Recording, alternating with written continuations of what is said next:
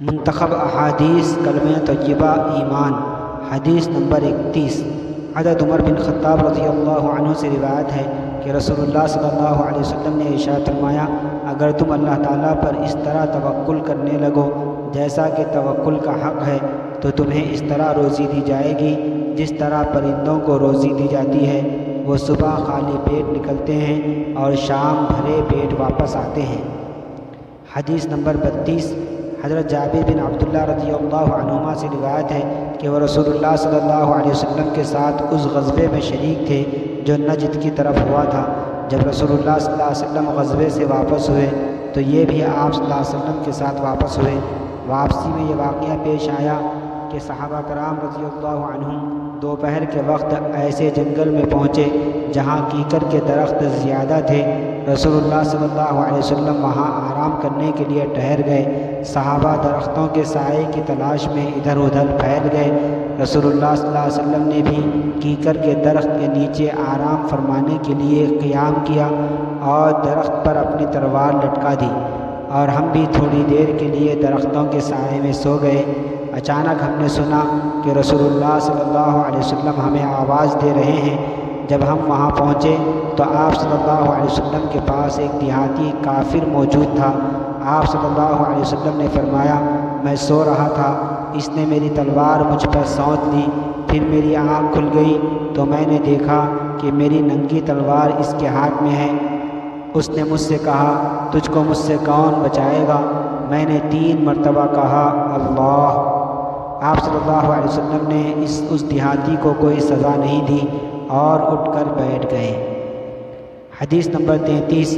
حضرت صالح بن مسمار اور حضرت جعفر بن برقان رحمۃ اللہ علیہما فرماتے ہیں کہ رسول اللہ صلی اللہ علیہ وسلم نے حضرت حارث بن مالک رضی اللہ عنہ سے پوچھا، حارث تم کس حال میں ہو؟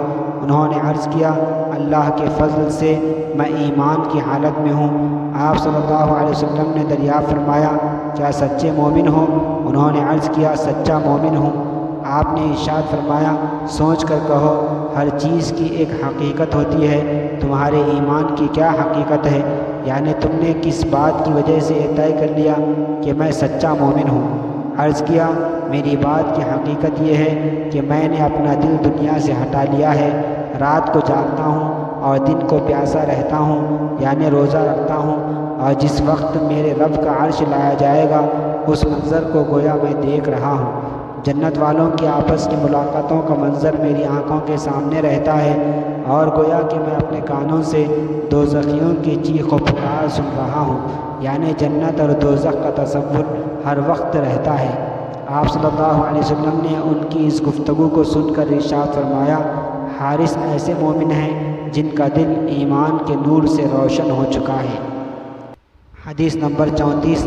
حضرت ماعز رضی اللہ عنہ سے روایت ہے کہ رسول اللہ صلی اللہ علیہ وسلم سے دریافت کیا گیا کہ اعمال میں کون سا عمل سب سے افضل ہے؟ آپ صلی اللہ علیہ وسلم نے ارشاد فرمایا، اعمال میں سب سے افضل عمل اللہ تعالیٰ پر ایمان لانا جو اکیلے ہیں، پھر جہاد کرنا، پھر مقبول حج۔ ان اعمال اور باقی اعمال میں فضیلت کا اتنا فرق ہے جتنا کہ مشرق و مغرب کے درمیان فاصلے کا فرق ہے۔ حدیث نمبر 35۔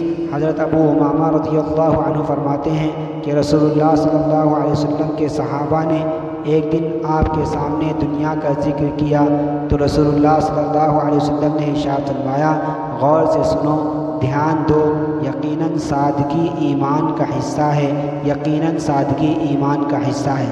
فائدہ، اس سے مراد تکلفات اور زیب و زینت کی چیزوں کا چھوڑنا ہے۔